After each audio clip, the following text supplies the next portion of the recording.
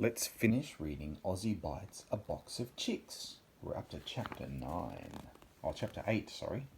The Rescue Plan. Melvyn lay on his bed in the darkness. It was well past midnight, but how could he sleep?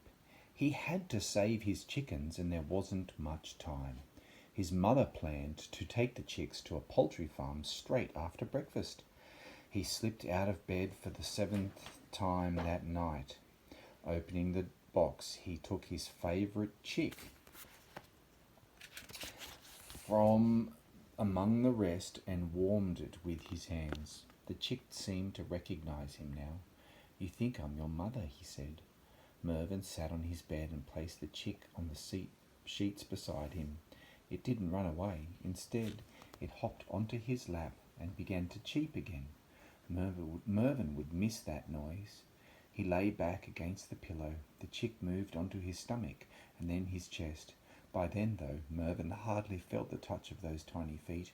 He was thinking the sound. The sound of the chicks in the box. He had an idea. He placed the chick back in the box with the others. Then for the next 20 minutes he crept around the darkened house collecting the things he would need. Sticky tape, fresh batteries, a hot water bottle, his sports bag. He found the most important thing, lost and forgotten, at the bottom of his wardrobe, where he had everything. He opened the box again and set to work. Melvyn didn't sleep at all that night, even after he had finished his preparations. Would his plan work?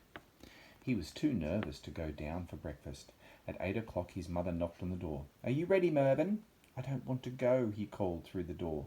"Well, I'll have to take the chickens by myself then." The door opened and in came Mrs. Kermold.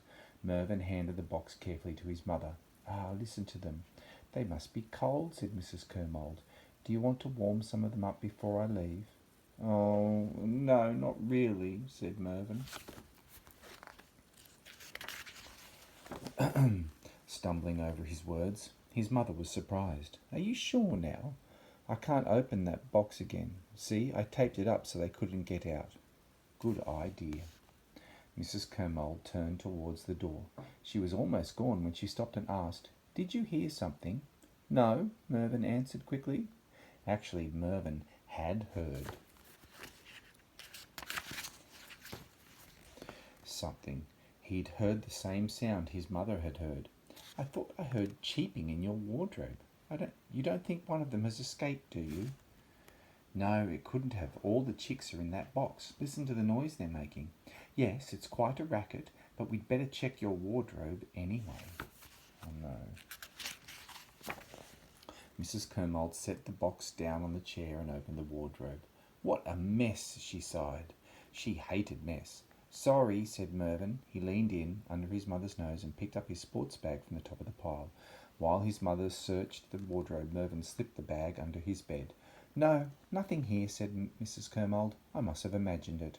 She took the box down to the car and placed it carefully on the back seat. Melvyn watched from his window as the car set off for the farm. His shoulders sagged, but not from sadness. It was relief. The first part of his plan had worked. He knelt on the floor, head down, bottom up, and pulled his sports bag from under the bed. Now it was time for the second part of his plan. Chapter 9. The Plan Goes Wrong. Of course, the chicks were not in the box Mrs. Kermold took to the poultry farm. So where were they? In Melvyn's sports bag, wrapped up in towels and tissues and an old football jersey with a hot water bottle on the bottom to keep the chicks deliciously warm. His mother had been gone for barely a minute when Melvyn was in the street himself. He knew just where to go.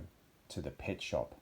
But it was at the pet shop that Melvyn's plan fell apart. He opened his sports bag and showed the owner what lay inside. "They're baby chickens," said the man. Melvyn had heard those words before, from his mother and his sister. He had seen the expression on the man's face before, too. It was the same sour look that Mrs. Kermold had turned on the chicks. "Nobody wants a chicken for a pet," the man said bluntly. "What if some of them are roosters? They'll wake everyone up with their crowing." Melvyn zipped the bag closed. What could he do now? He had to head home again. The hot water bottle was cold by then. The bag cheeped as he walked along. He reached his own street. Outside Mrs. Roach's house, he heard a familiar noise.